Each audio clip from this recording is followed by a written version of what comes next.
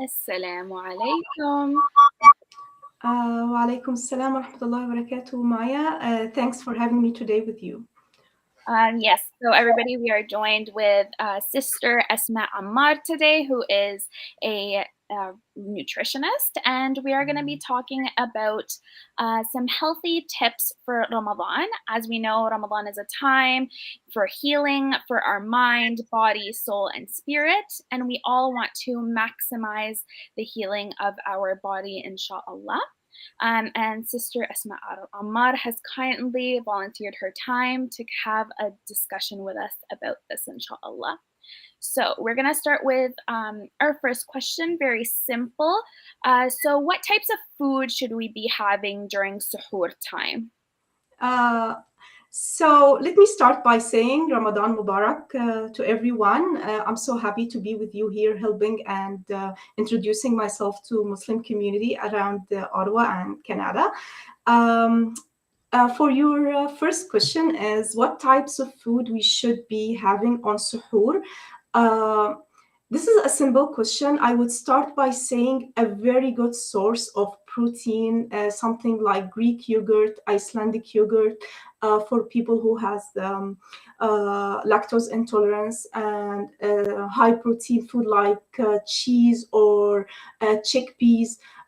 We should also have another source of high fiber food like vegetables, fruits, and we should have also complex carbs like whole grain toast or a whole wheat toast or bread. This is very simple, and everyone should be having these type of foods every day on suhoor. Very good, Jazakallah khairan. And similarly, what types of food should we be eating for iftar to break our fast and onwards? Dates, of course, we can have 1 to 3 dates every day or every other day if you are trying to control our weight. Um, we can use the healthy plate on iftar every day. It's half of our plate should be at least 4 types of vegetables, and quarter of our plate good source of protein. And we should consider 70% of our usage is, if it's going to be animal based protein, we should consider 30% at least plant-based protein, and the last quarter of our plate, it should be complex carbs like or white carbs, but we should limit the white carbs to 30% and use complex carbs 70% of our intake. And also water. Don't forget to drink plenty of water during Ramadan. It's very important. Amazing. And you mentioned plant-based proteins. Would you be able to give a couple of examples for people? Tofu, legumes, tofu, and lots of options. Actually, now it's wildly at supermarkets. You can get like plant-based burgers, plant-based chicken. Lots of options you can get now. Lots of brands, lots of options. Perfect. And we kind of talked about the good foods to have. So is there something that we should be avoiding entirely this Ramadan? Sorry, can you repeat your question? Is there anything that we should be avoiding eating Entirely. entirely? Yes. Avoiding. Sorry, at the beginning I heard it fruits, so I wanted just to make sure I'm answering the right thing. Okay, so I'm gonna give you the top 5 foods to avoid during Ramadan, especially and generally. I don't like saying avoiding entirely, but I would say just keep your intake below 10% of your intake or of your total intake. I would start by deep fried foods, especially red meat. It would rise your blood cholesterol easily. The second thing I would say pickles and high sodium foods. It would retain water inside your body, and you're gonna gain weight. And people who has hypertension, they would suffer from high blood pressure. I would say next one is the pre-made soups. I know it's saving time. Go and get some pre-made soup, but it's gonna be really high in sodium and it's gonna be really high in MGT, which is gonna it's contribute having migraines. You could have high blood pressure. People with diabetes should be avoiding it.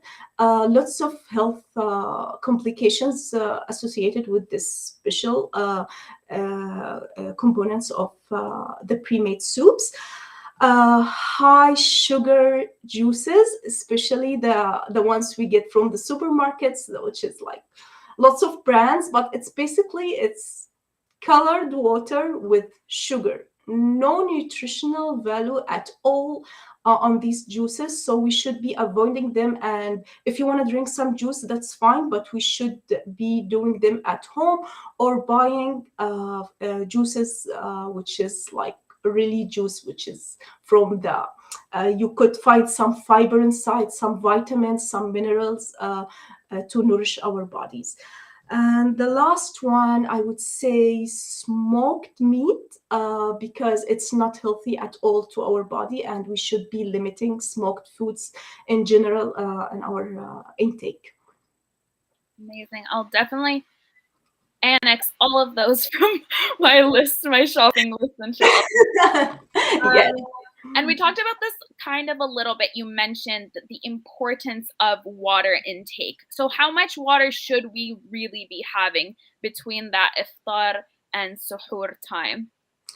Between 2.5 liters of water to 3 liters of water we should be having. I know the time is limited and lots of people are complaining, oh, we can't drink too much water, we are so full, it's a couple of hours and we're gonna go to bed. But I'm just saying, try do your best to drink plenty of water between iftar and suhoor, because your body still needs the same amount of water to heal and to be fine and to nourish your organs. So, and water is important for all our body, from inside and outside.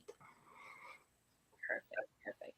And should our caloric intake be kind of the same during Ramadan? Should it be different? How should we go about eating during this beautiful month?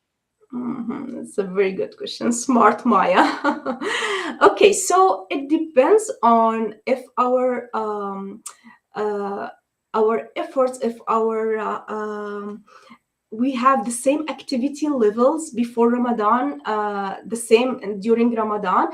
If not, you should be limiting cutting few calories of your intake. Some people tends to be staying at home, not doing any physical activity, sleeping most of the day. So those people definitely please cut some calories to avoid gaining weight. But if you still have the same activity level, same everything, go for it. You can have your regular calorie intake during Ramadan. Amazing. Great answer. I also wanted to mention, I forgot to mention at the beginning, if anybody has any questions on YouTube or Facebook, you can send them over and I will be able to ask Sister Asmaa at the end of my questioning as well, inshallah. So you kind of mentioned those, like if you are not doing much activity, you should limit caloric intake because to avoid weight gain.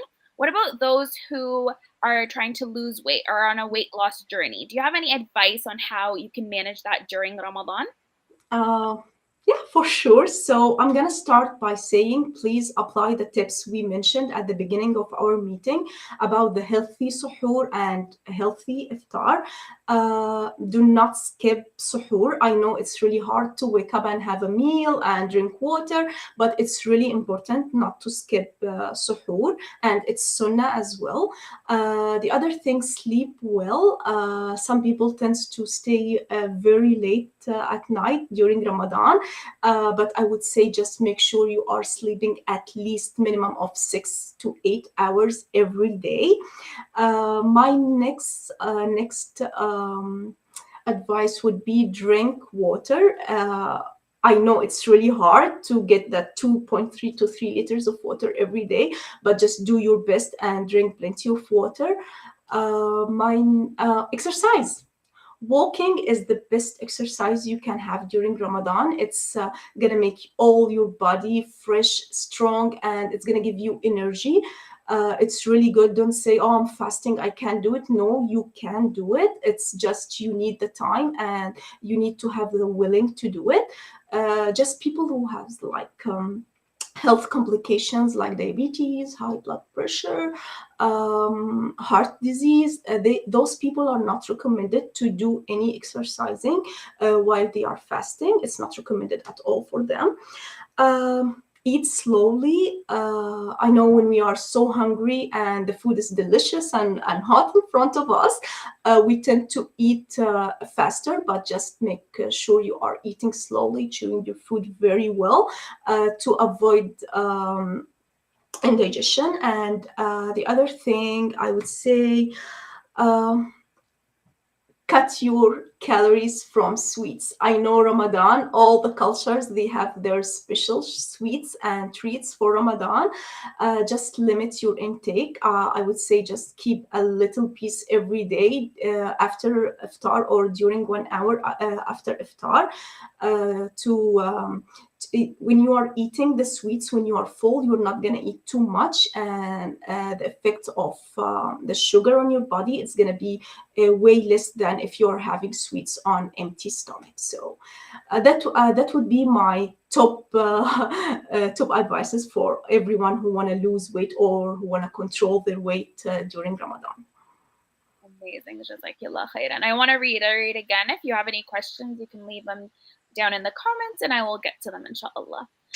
So one of the questions is, in terms of water intake, if somebody cannot get the 2.5 to 3 liters, is there any foods that will help you have higher water intake that we should be eating to also get rid of thirst and kind of contribute to more water in the body? Yes, sure. Vegetables and fruits. You have cucumbers. It has lots of water. Celery, greeny leaves, vegetables. It has water. Watermelons, melons. What else? Grapes. Those types of fruits and vegetables, they have lots of water inside, and we would recommend them, especially in elderly population when they have they don't feel like drinking much water. So we encourage them to have those types of fruits and vegetables every day. Amazing. And I have another question about suhoor. So, as you know, most people they get up like right before the alarm. They don't have much time. Do you have any suggestions on like quick suhoor ideas that you can make like really quickly get them in ya? Yes, I do have.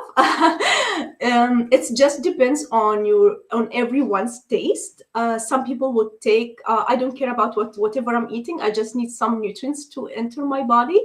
So I would suggest if you can have some pre-made smoothie before going to bed. Just prepare it and keep it inside the fridge. It's ready to use. Wake up, drink it. You are ready to go. So we can add lots of fruits, lots of vegetables, some protein. We can use Greek yogurt. We can use some chia seeds. We can use some oat fiber to give us lots of fiber to avoid constipation during Ramadan.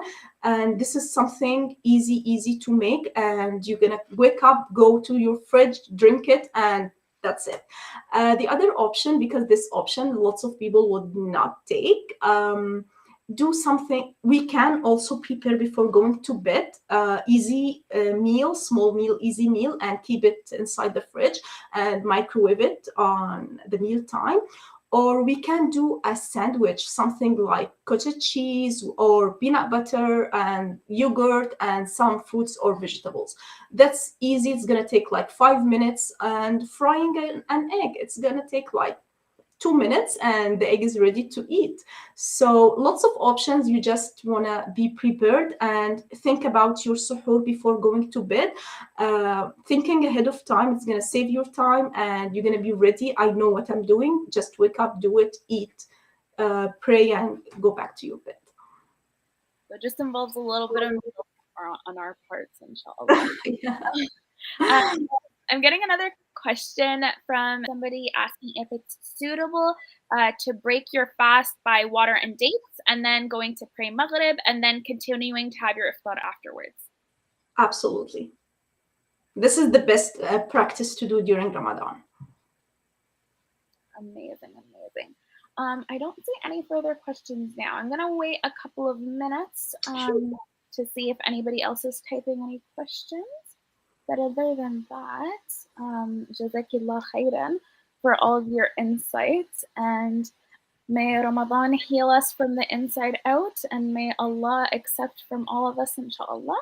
I'm just going to wait a couple minutes on the chat, inshallah. Sure.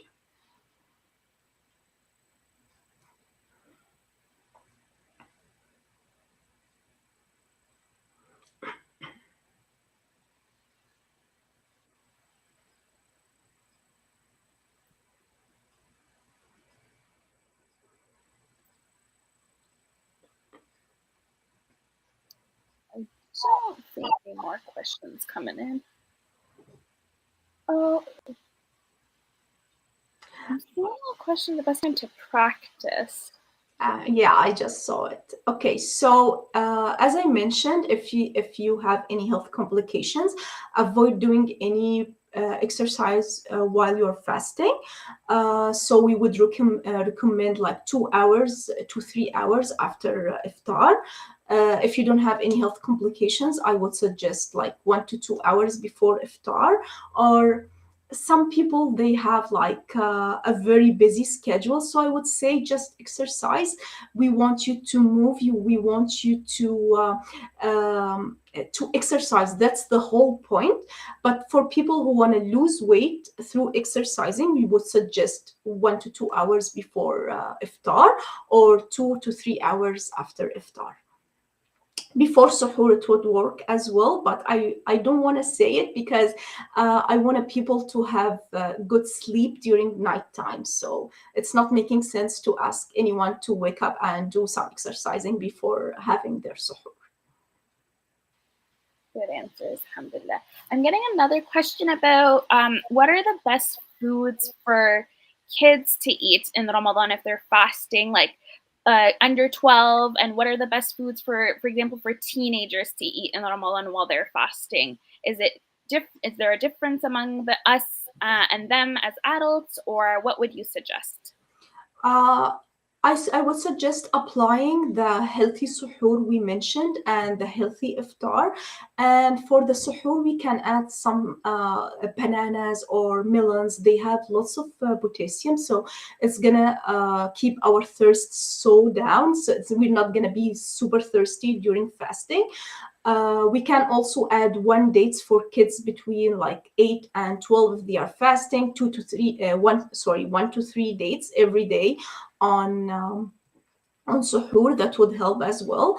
Add one snack for especially for kids if they are fasting between like the age 8 to I would say 12, 13. They should have 1 to 2 snacks every day. I know the time is tight. Some people would say, oh, it's only iftar and suhoor. No, please just take some snacks. It's really important to avoid constipation, to give them more vitamins, more minerals, and more protein on their diet.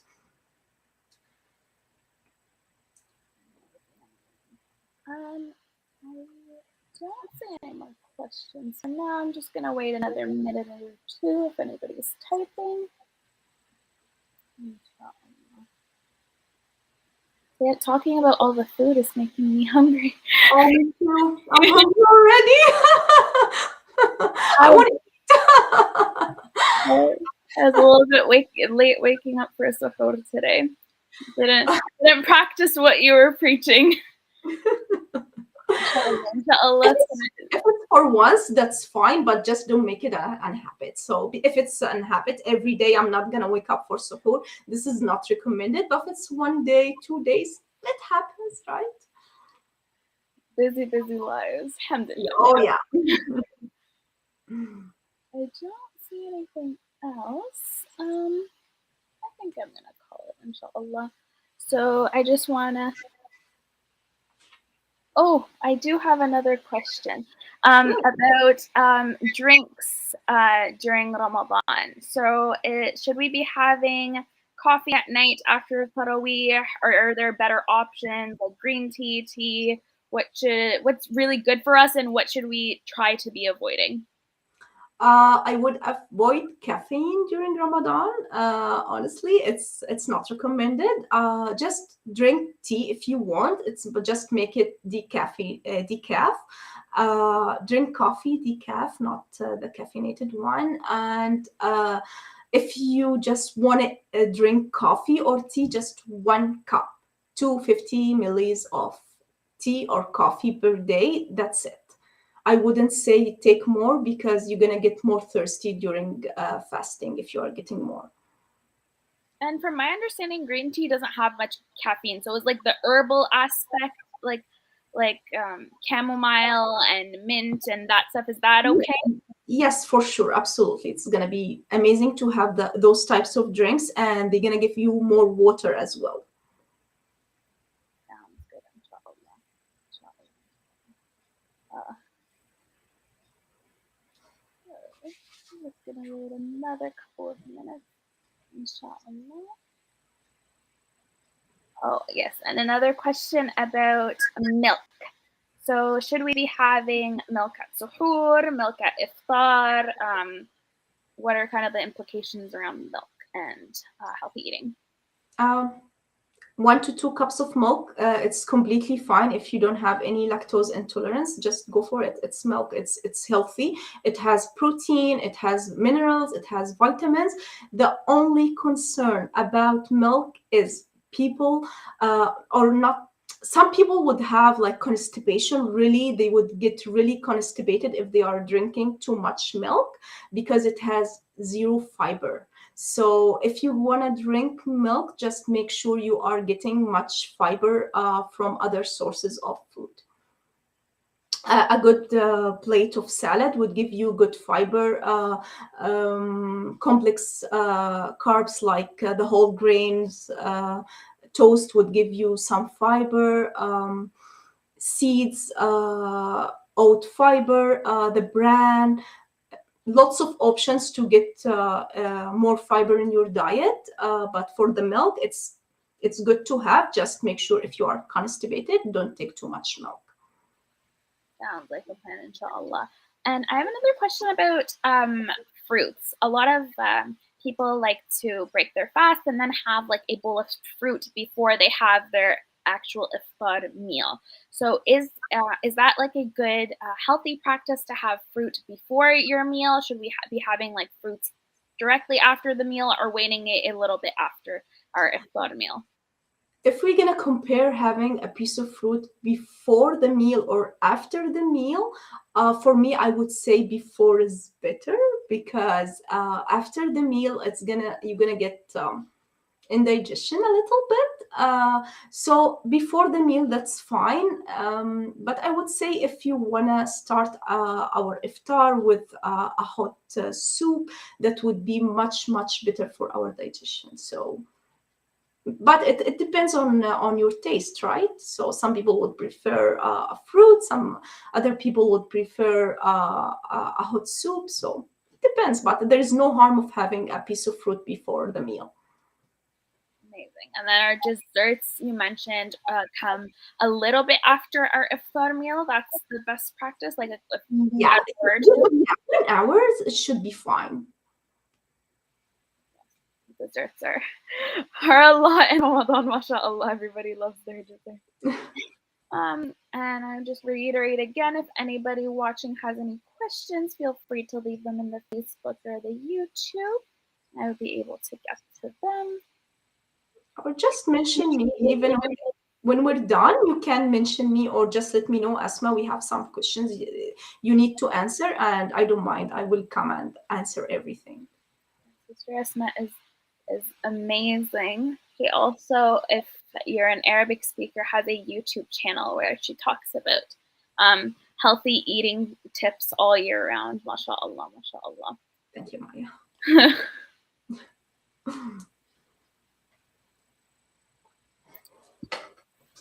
Oh. like we're about wrapping up. Just wait a minute or two just in case anybody's typing anything. Panel, it's been so fast. I cannot believe that we are already over a week into Ramadan. Yeah. I have a question about eggs. Is there a difference between fried eggs, boiled eggs? Which one's like best for you? If you're like you mentioned Sahur, is there one that's better than the other? Eggs, still eggs. The fried eggs, you're just adding more calories by adding extra fats, but eggs, still eggs. And eggs is not recommended for people who has like high cholesterol. If you have it, just have only the white, not the yellow part, the yolk. It's only the white eggs. So you can have eggs. It's boiled eggs, scrambled eggs, poached eggs, anything. It's eggs, still eggs. It's just you're adding more calories when you are frying them. And from my understanding, it's best to fry in olive oil, correct? It's the best. Or not olive oil. It's not healthy to heat it to the frying degree. The olive oil you can use. Canola oil, you can use sunflower oil, you can any vegetable oil. It's just a spray, or avocado oil, just a spray, a little spray, and use non-sticky pans, and you should be fine. It's our body only need like 2 to 3 spoons of fats every day, so giving our body more, it's not gonna help our health. And when you mention fats, like what are like the quote unquote like good fats that we should be having? Very good question. So I always recommend having good sources of fats like avocado, salmon, that type of fats. It would and nuts. The nuts has very good fats. So that types of fats, it's gonna give your body lots of benefits, and you're not gonna get any bad side effects of fats. Unlike if you are having like deep fried foods, then your LDL is going to be up high, your cholesterol level is going to be high, your triglycerides is going to be high. So I would just like people to consume their daily intake of fats through healthy foods like avocado, salmon, and nuts, as I mentioned. And kind of on like the opposite end of the spectrum, what if somebody is losing a lot of weight in the Ramadan through their fasting? Is there any foods that you recommend eating to avoid falling into like a really deep weight loss? Yes, I was just talking to a patient in the clinic about this. I would say iftar and suhoor, high calorie food, and the calories are coming from good foods, not from sweets, not from fats.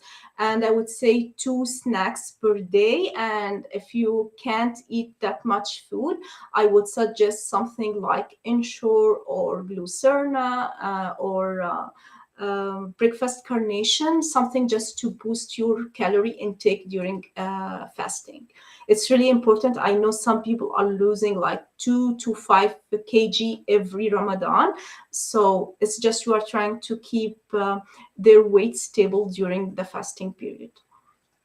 And you mentioned like healthy snacks for those losing weight. Can you give us some examples of these healthy snacks? Fiber, protein, good fats. That would be a healthy snack, and we can add something from complex carbs. So you can choose anything that is good fats and added with a good protein, added with a good fiber like fruits or vegetables, and added with a good source of carbohydrates, complex carbohydrates like bread, crackers, a piece of toast, a piece of whole wheat waffles. It's totally up to the person who wants to eat. It's just make sure you are taking 4 of them together. Sounds good. And kind of along the same lines, what about those who are iron deficient? are anemic. So what types of foods should they be focusing on having during Sahur and Iftar? Uh, I have a different answer to this question. They should know why they are anemic before taking any extra food or any extra sources of iron food, because sometimes it's the absorption. They can't absorb iron. So no matter what, or no matter how much iron you are giving them, it's not going to help. Some of them, they have B12 deficiency. So no matter how much iron you are giving them, it's not going to help. So I would say just go and do some blood work, follow up with your physician, and make sure you know why you're having this anemia. And based on the results, we can put some food interventions or some supplementations to help to get your iron back to normal. Always consult a family physician about that first. Yes, absolutely. Because most of people think, oh, I have anemia, so it must be iron deficiency. No, it's not. You should know the reason first, then you can try to find the food modification or what type of food interventions we can add. Because some people who are anemic, we are not helping them if we are giving them more sources of iron. I actually had another question. What if you're feeling faint? Like no, like blood, like you did your blood work, you feel really well, and somebody's feeling faint around throughout the day. Is there like some foods that will help you if you're feeling faint around the day? Very good question. Maya, you have a very good question. Thank you so much for asking them. So, dehydration is number one cause of this condition during Ramadan. Dehydration, that means you are not drinking enough water between iftar and suhoor. So you will be so tired during fasting. You would feel like a fainting. You want to relax all the time. You can't do anything. So cause number one, it's dehydration. uh, Check your blood pressure, check your blood sugar. Some people, they just, because of the long hours of fasting, they just feel tired, so we would say it's normal for them. So it doesn't need to have like a health complication to get those feelings, but sometimes it's the long hours of fasting and it's normal. But if it's every day since the first day and it's not improving, I would suggest visiting your family physician and take their advice. Amazing. Another one, since you mentioned blood pressure, what foods should you be eating if your blood pressure is low? If there's a relation with food. Pickles, pickles, salty foods. That's the best thing for blood pressure. But just keep your eyes on your blood pressure, because you don't want to eat too much and get your blood pressure high. So what I'm just gauging is like it's kind of like an individual journey for everybody to like kind of get what works for them and there's some standards like the water, like healthy eating, but like because you mentioned pickles, like isn't recommended for everybody, but in this specific case it would be recommended for somebody who has low blood pressure. So actually, I do not recommend pickles at all, because they're high intake of sodium, which is salt. But especially people who have like the low blood pressure, they need to get more salty foods. So it's easy to eat pickles with iftar every day, two pieces, two small pieces, and that's it. But some people who don't have any health complication related to blood pressure, just do not eat pickles. It's not healthy. Alhamdulillah, I don't even like pickles, so I like them, but for me. still. Yeah. Um, yeah, I'm just gonna wait a couple more minutes for any other questions lingering around. Just wanted to say Jazakallah khairan again, and may our bodies be a means of us entering into Jannah and be witnesses for us, inshallah, that we took care of them and nourish them throughout Ramadan and just throughout the rest of the year in general.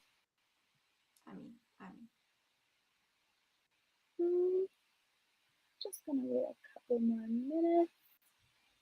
And as mentioned, if anybody is shy or anything, Sister Asmaa does have a YouTube channel and a page, a nutritionist page.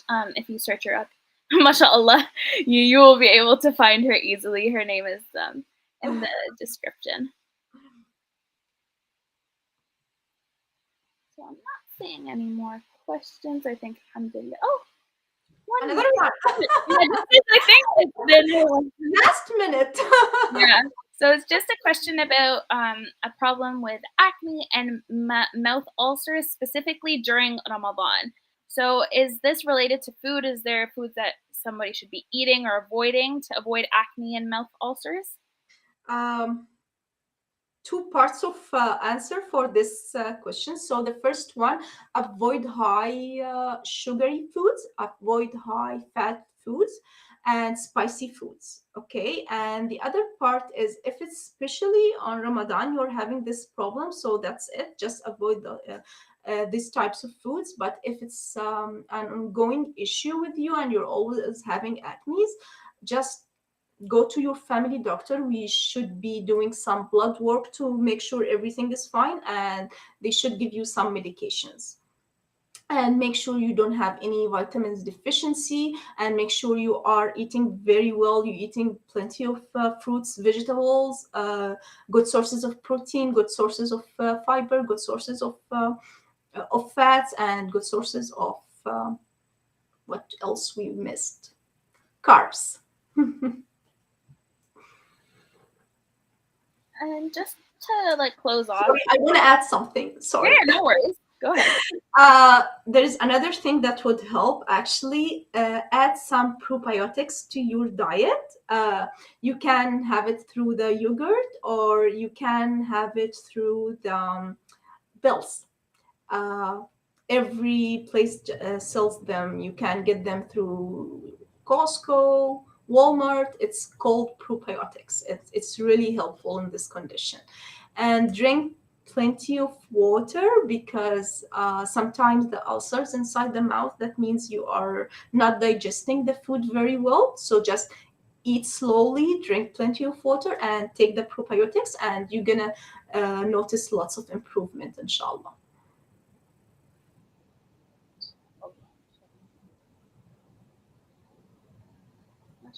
Everybody has such good questions. I'm tracking on my phone as well, mashallah.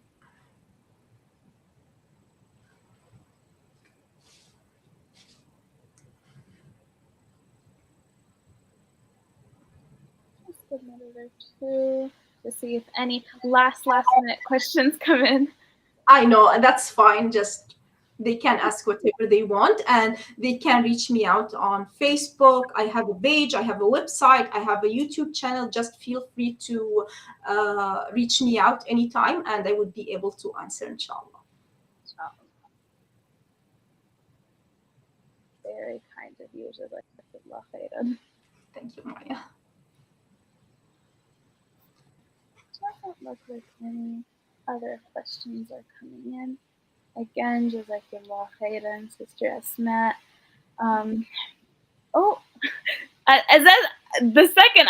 There's a recurring theme. Yeah, so this one we kind of touched on a little bit, but if you could just repeat your answer again, recommendation for fruits before or after iftar.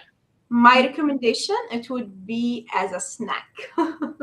That's my recommendation. Have a snack with fruits, with a good source of protein.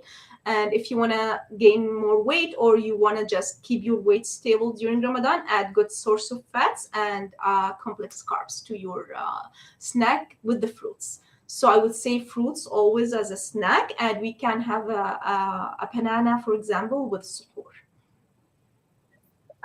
You mentioned though, if it's between the choice before or after iftar, you would choose before. Yeah. But just avoid the right after, because there is a health condition called fructose intolerance. lots of people, they are not aware of it, but once they are eating the fruits after food, they get bloated, they get constipated, they get the discomfort feeling. So, and they say, oh, it's from eating, oh, I have IBS, I have this or that, but the real cause is they have something called fructose intolerance. So I wouldn't recommend having fruits after food at all, even if you don't have this health condition, just to make sure we are digesting the food and everything is going well inside our body. Perfect. Just a couple more minutes. Everybody has such good questions, mashallah. Yes, mashallah. And you, Maya, I'm really impressed. Thank you so much for giving me the opportunity to come and answer all your amazing questions. Credit be where credit is due. It was, mashallah, Imam Skandar's idea. He was the one. Yeah. Yes. Yeah, we do. We really should be taking better care of our bodies in general, especially Yes. during this blessed month. Yes, absolutely. Yeah. And Ramadan is a great opportunity to improve your metabolism, improve your muscle mass, improve your mental health, improve your cholesterol levels. It's a great opportunity for your inner body and from your soul as well. So it's 1 month of the most amazing opportunity. You are, if you are doing the right things, you are giving everything your body from the inside and the outside would need. Really a gift from Allah subhanahu wa ta'ala. Alhamdulillah. Yeah. Okay, I'm just gonna wait another minute. If you have any questions, please don't hesitate to leave them in the YouTube, Facebook comments, or you can direct message me if you know me. I've been answering some that way, asking some that way as well. And again, Sister Asmaa Ammar is a certified nutritionist. So she's definitely answering this from a place of knowledge and experience, mashallah, which she has a lot of. Thank you so much, Maya. You're so sweet.